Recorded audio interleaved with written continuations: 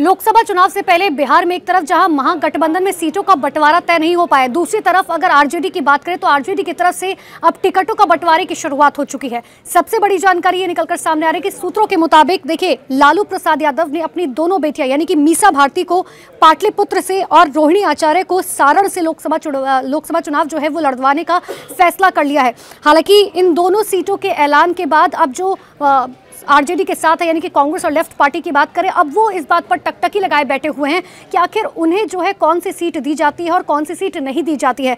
लेकिन इन सब के बीच में देखिए, आपको याद होगा कि बीते गुरुवार को जो है 4 सीटों के लिए प्रत्याशियों को सिंबल जो है वो दे दिए गए थे। गया से कुमार सर्वजीत, नवादा से श्रवण कुशवाहा, औरंगाबाद से अभय कुशवाहा जो जेडीयू के पूर्व विधायक रह चुके, और जमुई से अर्चना रविदास को आरजेडी से जो है टिकट दिया गया था। लेकिन अब आपको एक एक करके इन दोनों सीटों के बारे में समझाते हैं। देखिए, सबसे पहले पाटलिपुत्र सीट की बात करें। पाटलिपुत्र सीट से जो है मीसा भारती चुनाव लड़ रही हैं, और इतना ही नहीं, पहली बार नहीं है, 2 बार पहले भी वो अपना भाग्य आजमा चुकी हैं। देखिए, 2014 में मीसा भारती महज 38,000 वोटों से हार गई थी। 2019 में 39,000 वोटों से जो है वो हारी थी। हालांकि इस सीट से लालू प्रसाद यादव जो है वो भी पहले हार का सामना कर चुके हैं। लेकिन 2009 की बात करें तो लालू प्रसाद यादव इस सीट से 23,541 वोटों से हारे थे। जेडीयू से रंजन प्रसाद यादव की जो है लगातार जीत हुई थी, और रंजन प्रसाद को 2,69,000 जो है वोट मिले थे, जबकि लालू प्रसाद यादव को कुल मिलाकर 2,45,757 वोट ही मिले थे। अब आप ये समझिए कि उस समय पाटलिपुत्र पटना लोकसभा का ही क्षेत्र था, लेकिन अब मीसा भारती जो है वो चुनावी मैदान में उतर रही है पाटलिपुत्र सीट से, जो 2 बार ऑलरेडी जो है इस सीट से हाथ आजमा चुकी है। बावजूद इसके तीसरी बार उन्हें इसी सीट से टिकट दिया गया है। अब बात करते हैं सारण लोकसभा सीट की, जहां से रोहिणी आचार्य को जो है टिकट दिया गया है। देखिए, पुराने परिसीमन में ये सीट जो है वो छपरा लोकसभा का क्षेत्र था, लेकिन 2009 से नए परिसीमन के बाद इस क्षेत्र का नाम सारण लोकसभा सीट पड़ा। 2014 से लगातार ये सीट बीजेपी के सांसद राजीव प्रताप रूडी के पास रही है। 2009 की बात करें तो इस सीट पर हालांकि लालू प्रसाद यादव ने जीत दर्ज की, और ये दोनों ही सीटें जिस पर उनकी दोनों बेटियां जो है चुनाव लड़ रखी हैं, वहां से पहले भी लालू प्रसाद यादव जो है वो चुनाव लड़ चुके हैं।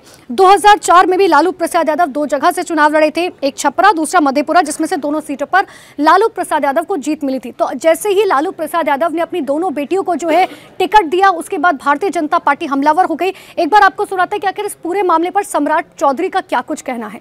ऐसे नेता है जो टिकट बेचने में माहिर खिलाड़ी है, और लालू जी तो अब अपनी बेटी तक को नहीं छोड़े, पहले किडनी लिए तब टिकट दिया। यही है लालू यादव जी का परिचय है। जो व्यक्ति अपने बेटी तक को नहीं छोड़ता हो, उसी का नाम है लालू प्रसाद। तो देखिए, सम्राट चौधरी को आपने सुना, वो साफ तौर पर ये कह रहे हैं कि लालू प्रसाद यादव ने अपनी बेटियों को टिकट देकर इस बात को साबित कर दिया है कि आखिर भ्रष्टाचार जो है वो किस तरीके से लिप्त है। अब ये जब दोनों सीटों का जो है टिकट दे दिया गया, तो उसके बाद हर किसी की निगाहें इस बात पर टिकी हुई है कि आखिर बाकी बची हुई जो सीटें हैं, यानी कि कांग्रेस और लेफ्ट की बात करें, उनको कौन सी सीट दी जाती है। और दूसरी तरफ अगर भारतीय जनता पार्टी महागठबंधन की बात करें तो वहां पर अभी सीटों का बंटवारा पूरी तरीके से तय नहीं हो पाया है। पशुपति पारस पहले से अलग हो गए, हालांकि उन्होंने वो जो है एनडीए से बाहर होंगे या नहीं होंगे, और चिराग पासवान जिस तरीके से खुश है क्योंकि जो सीट वो चाहते थे उन्हें वो सीट मिलती हुई नजर आ रही है। लेकिन आगे जाकर कौन किसको सीट देता हुआ नजर आएगा, महागठबंधन में कौन सी सीट किसको दी जाएगी, इसके लिए थोड़ा सा इंतजार करना होगा।